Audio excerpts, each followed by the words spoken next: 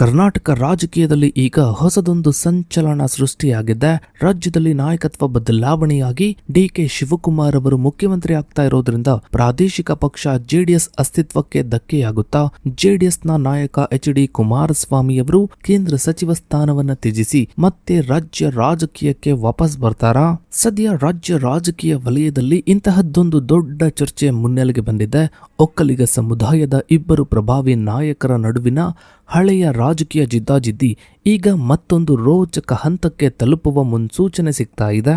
ದೆಹಲಿ ರಾಜಕೀಯದಲ್ಲಿ ಬ್ಯುಸಿಯಾಗಿರೋ ಕುಮಾರಸ್ವಾಮಿ ದಿಢೀರಂತ ಕರ್ನಾಟಕಕ್ಕೆ ವಾಪಸ್ ಬರೋದಕ್ಕೆ ಅಂದ್ರೆ ರಾಜ್ಯ ರಾಜಕೀಯಕ್ಕೆ ವಾಪಸ್ ಬರೋದಕ್ಕೆ ಪ್ಲಾನ್ ಮಾಡ್ತಾ ಇರೋದು ಯಾಕೆ? ಡಿಕೆ ಶಿವಕುಮಾರ್ ಅವರು ಸಿಎಂ ಆದ್ಮೇಲೆ ಜೆಡಿಎಸ್ ಪಾಲಿಗೆ ಎದುರಾಗಲಿರೋ ಅಸಲಿ ಆತಂಕವಾದ್ರೂ ಏನು? ಇದರ ಬಗ್ಗೆನೇ ಒಂದು ವಿಶೇಷ ವರದಿ ಇದೆ, ಬನ್ನಿ ನೋಡ್ತಾ ಹೋಗೋಣ. ಸ್ನೇಹಿತರೆ, ಕರ್ನಾಟಕ ರಾಜಕೀಯ ಇತಿಹಾಸದಲ್ಲಿ ಮೇ 2026ರ ಕೊನೆಯ ವಾರವು ಒಂದು ಅತ್ಯಂತ ನಿರ್ಣಾಯಕ ಮತ್ತು ಭಾವನಾತ್ಮಕ ತಿರುವುಗಳಿಗೆ ಸಾಕ್ಷಿಯಾಗಿದೆ. ಸ್ನೇಹಿತರೆ, ರಾಜ್ಯದಲ್ಲಿ ಅಧಿಕಾರ ಹಂಚಿಕೆ ಸಂಘರ್ಷವನ್ನ ಮುಗಿಸಲು ಹೈಕಮಾಂಡ್ ಮಧ್ಯ ಪ್ರವೇಶಿಸಿ ರಾಜ್ಯದಲ್ಲಿ ಸಂಭಾವನೆಯ ಬಿಕ್ಕಟ್ಟನ್ನು ತಪ್ಪಿಸಲು ಸಿದ್ದರಾಮಯ್ಯನವರಿಗೆ ರಾಷ್ಟ್ರೀಯ ರಾಜಕಾರಣದಲ್ಲಿ ಹಿರಿಯ ಸ್ಥಾನ ಹಾಗೂ ರಾಜ್ಯಸಭಾ ಸದಸ್ಯತ್ವ ಆಫರ್ ಅನ್ನು ನೀಡಿತು. ಇದರ ಫಲವಾಗಿ ಮೇ 28ರಂದು ಮುಖ್ಯಮಂತ್ರಿ ನಿವಾಸದಲ್ಲಿ ಅಂದರೆ ಕಾವೇರಿ ನಿವಾಸದಲ್ಲಿ ನಡೆದ ಹೈವೋಲ್ಟೇಜ್ ಸಚಿವರ ಉಪಹಾರ ಕೂಟದಲ್ಲಿ ಸಿದ್ದರಾಮಯ್ಯನವರು ತಮ್ಮ ರಾಜೀನಾಮೆಯನ್ನ ಅಧಿಕೃತವಾಗಿ ಪ್ರಕಟಿಸಿದರು.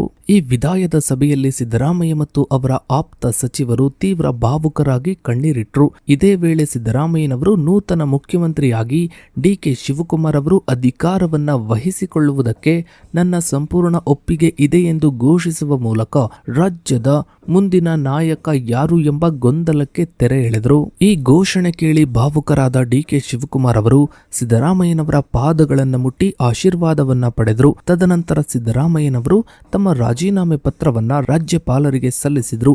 ರಾಜ್ಯಪಾಲರು ರಾಜೀನಾಮೆಯನ್ನ ಅಂಗೀಕರಿಸಿದ್ದು ಜೂನ್ 3, 2026ರಂದು ಡಿಕೆ ಶಿವಕುಮಾರ್ ಅವರು ಕರ್ನಾಟಕದ 18ನೇ ಮುಖ್ಯಮಂತ್ರಿಯಾಗಿ ಪ್ರಮಾಣ ವಚನವನ್ನ ಸ್ವೀಕರಿಸಲಿದ್ದಾರೆ. ಈ ಮಹತ್ವದ ಬದಲಾವಣೆಯ ನಡುವೆ ಪ್ರತಿಪಕ್ಷಗಳ ವಾಗ್ದಾಳಿ ತೀವ್ರಗೊಂಡಿದೆ. ಬಿಜೆಪಿಯ ರಾಜ್ಯಾಧ್ಯಕ್ಷ ಬಿ.ವೈ. ವಿಜಯೇಂದ್ರ ಅವರು ಸಿದ್ದರಾಮಯ್ಯನವರ ನಿರ್ಗಮನದ ನಂತರ ಅಧಿಕಾರಕ್ಕೆ ಬರುವ ಯಾವುದೇ ಹೊಸ ಮುಖ್ಯಮಂತ್ರಿ ಕೇವಲ ತಾತ್ಕಾಲಿಕ ಎಂದು ಲೇವಡಿ ಮಾಡಿದ್ದಾರೆ. ಇದಕ್ಕೂ ಮುನ್ನ ವಿಜಯೇಂದ್ರ ಅವರು ಸಿದ್ದರಾಮಯ್ಯನವರು ತಾವು ರಾಜ್ಯ ಪ್ರವಾಸವನ್ನ ಕೈಗೊಂಡ್ರೆ ತಮ್ಮ ಕುರ್ಚಿಯನ್ನ ಡಿಕೆ ಶಿವಕುಮಾರ್ ಕಸಿದುಕೊಳ್ಳಬಹುದು ಎಂಬ ಭಯದಿಂದಲೇ ಬೆಂಗಳೂರನ್ನ ಬಿಟ್ಟು ಹೊರಗೆ ಹೋಗ್ತಾ ಇಲ್ಲ ಎಂದು ಗಂಭೀರ ಆರೋಪವನ್ನ ಮಾಡಿದ್ರು. ಈ ಬೆಳವಣಿಗೆಗಳು ರಾಜ್ಯದಲ್ಲಿ ತೀವ್ರ ರಾಜಕೀಯ ಧ್ರುವೀಕರಣಕ್ಕೆ ಮುನ್ನುಡಿಯನ್ನ ಬರೆದಿವೆ.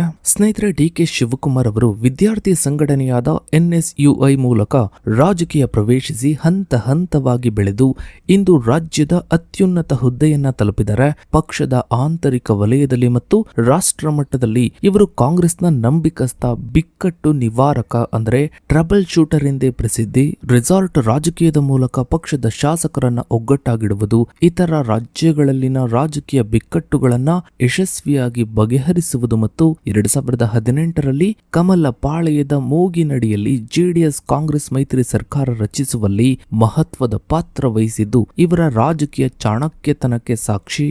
ಆದರೂ ಈ ಸುದೀರ್ಘ ರಾಜಕೀಯ ಪಯಣವು ಗಂಭೀರ ಭ್ರಷ್ಟಾಚಾರದ ಆರೋಪಗಳು, ಇಡಿ ದಾಳಿಗಳು ಮತ್ತು ತಿಹಾರ್ ಜೈಲು ವಾಸದಂತಹ ಕಠಿಣ ಏಳು ಬೀಳುಗಳಿಂದ ಕೂಡಿದೆ. ಪ್ರತಿಪಕ್ಷಗಳು ಇವರನ್ನ ಕಾಂಗ್ರೆಸ್ ಹೈಕಮಾಂಡ್ನ ಕರ್ನಾಟಕದ ATM ಮಷೀನ್ ಎಂದು ಪದೇ ಪದೇ ದೂಷಿಸ್ತಾ ಬಂದಿವೆ. ಮುಖ್ಯಮಂತ್ರಿಯಾಗಿ ಅಧಿಕಾರ ವಹಿಸಿಕೊಳ್ತಾ ಇರುವ ನೂತನ ನಾಯಕನಿಗೆ ಪಕ್ಷದ ಆಂತರಿಕ ವಲಯದಲ್ಲೂ ಕೂಡ ಸಾಕಷ್ಟು ಸವಾಲುಗಳು ಕಾದಿವೆ. ಪ್ರಮುಖವಾಗಿ ಕಾಂಗ್ರೆಸ್ನ ಒಬ್ಬ ವ್ಯಕ್ತಿಗೆ ಒಂದು ಹುದ್ದೆ ಅಂದ್ರೆ ಒನ್ ಮ್ಯಾನ್ ಒನ್ ಪೋಸ್ಟ್ ಸೂತ್ರದಡಿಯಲ್ಲಿ ಇವರು ಕೆಪಿಸಿಸಿ ಅಧ್ಯಕ್ಷ ಸ್ಥಾನವನ್ನ ಬಿಟ್ಟುಕೊಡಬೇಕಾದ ಅನಿವಾರ್ಯತೆ ಎದುರಾಗಬಹುದು.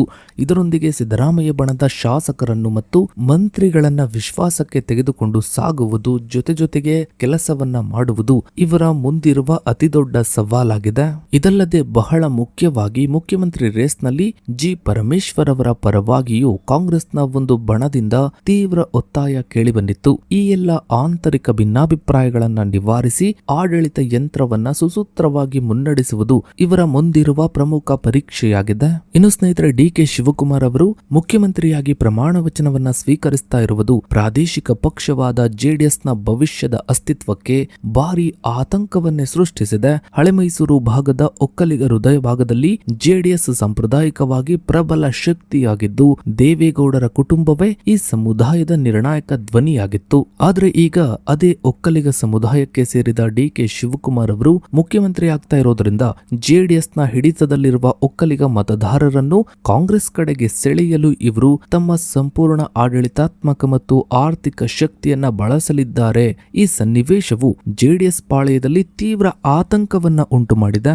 ಈ ಅಸ್ತಿತ್ವದ ಆತಂಕವನ್ನ ಎದುರಿಸಲು ಜೆಡಿಎಸ್ 2023ರ ವಿಧಾನಸಭಾ ಚುನಾವಣೆಯ ಭಾರಿ ಸೋಲಿನ ಬೆನ್ನಲ್ಲೇ ಬಿಜೆಪಿಯೊಂದಿಗೆ ಮೈತ್ರಿ ಮಾಡಿಕೊಂಡು ಎನ್ಡಿಎ ಕೂಟವನ್ನ ಸೇರಿಕೊಳ್ತು. 2024ರ ಲೋಕಸಭಾ ಚುನಾವಣೆಯಲ್ಲಿ ಈ ಮೈತ್ರಿ ಯಶಸ್ವಿಯಾಗಿದ್ದು, ಮಂಡ್ಯದಲ್ಲಿ ಕುಮಾರಸ್ವಾಮಿ ಭರ್ಜರಿ ಗೆಲುವನ್ನ ಸಾಧಿಸಿದ್ರು. ಬೆಂಗಳೂರು ಗ್ರಾಮಾಂತರದಲ್ಲಿ ಡಿ.ಕೆ. ಶಿವಕುಮಾರ್ ಅವರ ಸಹೋದರ ಡಿ.ಕೆ. ಸುರೇಶ್ ಅವರನ್ನ ಸೋಲಿಸುವ ಮೂಲಕ ಜೆಡಿಎಸ್ ಬಿಜೆಪಿ ಮೈತ್ರಿಕೂಟವು ಕಾಂಗ್ರೆಸ್ಗೆ ದೊಡ್ಡ ಹೊಡೆತವನ್ನ ನೀಡಿತು. ಆದ್ರೆ ಈಗ ಮುಖ್ಯಮಂತ್ರಿಯಾಗಿ ಡಿ.ಕೆ. ಶಿವಕುಮಾರ್ ಅವರು ಮರಳಿ ಹಳೆ ಮೈಸೂರು ಪ್ರಾಂತ್ಯದಲ್ಲಿ ಕಾಂಗ್ರೆಸ್ ಪ್ರಾಬಲ್ಯವನ್ನ ಸ್ಥಾಪಿಸಲು ಆಕ್ರಮಣಕಾರಿ ತಂತ್ರವನ್ನ ರೂಪಿಸ್ತಾ ಇದ್ದಾರೆ. ಇದಕ್ಕೆ ಪ್ರತಿಯಾಗಿ ಇವರು ಉತ್ತರ ಕರ್ನಾಟಕದ ಪ್ರಭಾವಿ ಲಿಂಗಾಯತ ಸಮುದಾಯದ, ವಿಶೇಷವಾಗಿ ಪಂಚಮಸಾಲಿ ಲಿಂಗಾಯತರ ಬೆಂಬಲವನ್ನ ಕ್ರೋಢೀಕರಿಸಲು ಸಚಿವೆ ಲಕ್ಷ್ಮಿ ಹೆಬ್ಬಾಳ್ಕರ್ ಅವರ ಮೂಲಕ ಲಿಂಗಾಯತ ಮಠಾಧೀಶರನ್ನ ಸೆಳೆಯುವ ಪ್ರಯತ್ನವನ್ನ ನಡೆಸ್ತಾ ಇದ್ದಾರೆ. ಇದು ಜೆಡಿಎಸ್ ಮತ್ತು ಬಿಜೆಪಿ ಮೈತ್ರಿಯ ವಿರುದ್ಧ ಕಾಂಗ್ರೆಸ್ ಕೈಗೊಂಡಿರುವ ಪ್ರಮುಖ ಪ್ರತಿ ಕಾರ್ಯತಂತ್ರವಾಗಿದೆ. ಇನ್ನು ಸ್ನೇಹಿತರೆ, ಪ್ರಸ್ತುತ ನರೇಂದ್ರ ಮೋದಿಯವರ ಕೇಂದ್ರ ಸಚಿವ ಸಂಪುಟದಲ್ಲಿ ಭಾರಿ ಕೈಗಾರಿಕೆ ಮತ್ತು ಉಕ್ಕು ಖಾತೆಯ ಪ್ರಮುಖ ಸಚಿವರಾಗಿ ಸೇವೆಯನ್ನ ಸಲ್ಲಿಸ್ತಾ ಇರುವ ಎಚ್.ಡಿ. ಕುಮಾರಸ್ವಾಮಿ ಅವರು ದೆಹಲಿ ರಾಜಕಾರಣವನ್ನ ಬಿಟ್ಟು ಮರಳಿ ಕರ್ನಾಟಕ ರಾಜಕೀಯಕ್ಕೆ ಪ್ರವೇಶಿಸಲು ಸಜ್ಜಾಗ್ತಾ ಇದ್ದಾರೆ. ಜೆಡಿಎಸ್ ಪಕ್ಷದ ಉಳಿವು ಮತ್ತು ಕಾರ್ಯಕರ್ತರ ಹಿತದೃಷ್ಟಿಯಿಂದ ಕುಮಾರಸ್ವಾಮಿಯವರು ಮುಂಬರುವ ದಿನಗಳಲ್ಲಿ ಕರ್ನಾಟಕಕ್ಕೆ ಹೆಚ್ಚಿನ ಸಮಯವನ್ನ ನೀಡಲಿದ್ದಾರೆ. ದೆಹಲಿಯಲ್ಲಿ ಕೇಂದ್ರ ಸಚಿವರಾಗಿದ್ದರೂ ಇವರ ಚಿಂತನೆ ಮತ್ತು ಮನಸ್ಸು ಸದಾ ಕರ್ನಾಟಕದ ಮೇಲೆಯೇ ನೆಟ್ಟಿದೆ. ರಾಜ್ಯ ರಾಜಕಾರಣಕ್ಕೆ ಮರು ಪ್ರವೇಶಿಸುವ ಮೂಲಕ ಕುಮಾರಸ್ವಾಮಿಯವರು ಜೆಡಿಎಸ್ ಅನ್ನು ತೆಳಮಟ್ಟದಿಂದ ಮರು ಸಂಘಟಿಸಲು ಬೃಹತ್ ಯೋಜನೆಗಳನ್ನು ಹಮ್ಮಿಕೊಂಡಿದ್ದಾರೆ. ಇತ್ತೀಚೆಗೆ ಹಾಸನದಲ್ಲಿ ನಡೆದ ಜೆಡಿಎಸ್ನ ರಜತ ಮಹೋತ್ಸವ ಸಮಾವೇಶದಲ್ಲಿ ಮಾಜಿ ಪ್ರಧಾನಿ ಎಚ್.ಡಿ. ದೇವೇಗೌಡರ ಸಮ್ಮುಖದಲ್ಲಿ ಮಾತನಾಡಿದ ಕುಮಾರಸ್ವಾಮಿಯವರು ಯಾವುದೇ ಶಕ್ತಿಯು ಕೂಡ ಜೆಡಿಎಸ್ ಅನ್ನ ಮುಗಿಸಲು ಸಾಧ್ಯವಿಲ್ಲ ಎಂದು ಸಾರಿದ್ದಾರೆ. ಇನ್ನು ಸ್ನೇಹಿತರೆ, ಡಿ.ಕೆ. ಶಿವಕುಮಾರ್ ಮತ್ತು ಎಚ್.ಡಿ. ಕುಮಾರಸ್ವಾಮಿ ನಡುವಿನ ಈ ಸಮರವು ಕೇವಲ ರಾಜಕೀಯ ಕ್ಷೇತ್ರಕ್ಕೆ ಸೀಮಿತವಾಗಿರದೆ ಅಭಿವೃದ್ಧಿ ಯೋಜನೆಗಳ ಸಂಘರ್ಷವಾಗಿಯೂ ಬದಲಾಗಿದೆ. ರಾಮನಗರ ಜಿಲ್ಲೆಯ ಬಿಡದಿ ಸಮಗ್ರ ಟೌನ್ಶಿಪ್ ಯೋಜನೆಯು ಇಬ್ಬರ ನಡುವಿನ ಪ್ರಮುಖ ಸಂಘರ್ಷದ ಕೇಂದ್ರ ಬಿಂದುವಾಗಿದೆ. ಈ ಯೋಜನೆಯನ್ನ ಈ ಹಿಂದೆ ಕುಮಾರಸ್ವಾಮಿಯವರೇ ಆರಂಭಿಸಿದ್ರು. ಈಗ ಡಿ.ಕೆ. ಶಿವಕುಮಾರ್ ಅವರು ಭಾರತದ ಮೊದಲ ಆರ್ಟಿಫಿಷಿಯಲ್ ಇಂಟೆಲಿಜೆನ್ಸ್ ಅಂದ್ರೆ ಎಐ ಆಧಾರಿತ ಹೈಟೆಕ್ ಟೌನ್ಶಿಪ್ ಆಗಿ ಇದನ್ನ ಅಭಿವೃದ್ಧಿಪಡಿಸಲು ಹಠ ಹಿಡಿದಿದ್ದಾರೆ. ಈ ಯೋಜನೆಗಾಗಿ ರೈತರ ಜಮೀನನ್ನ ಬಲವಂತವಾಗಿ ಸ್ವಾಧೀನಪಡಿಸಿಕೊಳ್ಳಲಾಗ್ತಾ ಇದೆ ಎಂದು ಆರೋಪಿಸಿರುವ ದೇವೇಗೌಡರು ಮತ್ತು ಕುಮಾರಸ್ವಾಮಿ ಸರ್ಕಾರದ ವಿರುದ್ಧ ತೀವ್ರ ಹೋರಾಟದ ಎಚ್ಚರಿಕೆಯನ್ನ ನೀಡಿದ್ದಾರೆ. ಇನ್ನು ನಿಮ್ಮ ಪ್ರಕಾರ ಡಿ.ಕೆ. ಶಿವಕುಮಾರ್ ಅವರು ಮುಖ್ಯಮಂತ್ರಿಯಾದ ನಂತರ ಜೆಡಿಎಸ್ಗೆ ಸಂಕಷ್ಟವಾಗುತ್ತಾ ಅಥವಾ ಡಿ.ಕೆ. ಶಿವಕುಮಾರ್ ಜೊತೆಗೆ ಕುಮಾರಸ್ವಾಮಿಯವರು ಕೈ ಜೋಡಿಸ್ತಾರಾ? ಇದರ ಬಗ್ಗೆ ನಿಮ್ಮ ಅನಿಸಿಕೆ ಅಭಿಪ್ರಾಯಗಳನ್ನ ತಪ್ಪದೆ ಕಮೆಂಟ್ ಸೆಕ್ಷನ್ ಅಲ್ಲಿ ಕಮೆಂಟ್ ಮಾಡಿ. ಹಾಗೆ ವಿಡಿಯೋಗೊಂದು ಲೈಕ್ ಮಾಡ್ತಾ ವಿಡಿಯೋನಾದಷ್ಟು ಎಲ್ಲ ಕಡೆ ಶೇರ್ ಮಾಡಿ. ನೀವಿನ್ನು ನಮ್ಮ ಚಾನಲ್ಗೆ ಸಬ್ಸ್ಕ್ರೈಬ್ ಆಗಿಲ್ಲ ಅಂದ್ರೆ ಕೆಳಗಡೆ ಕಾಣ್ತಾ ಇರೋ ಸಬ್ಸ್ಕ್ರೈಬ್ ಬಟನ್ ಕ್ಲಿಕ್ ಮಾಡಿ. ಹಾಗೆ ಪಕ್ಕದಲ್ಲಿ ಕಾಣೋ ಬೆಲ್ ಐಕಾನ್ ಕೂಡ ಕ್ಲಿಕ್ ಮಾಡಿ. ಥ್ಯಾಂಕ್ಸ್.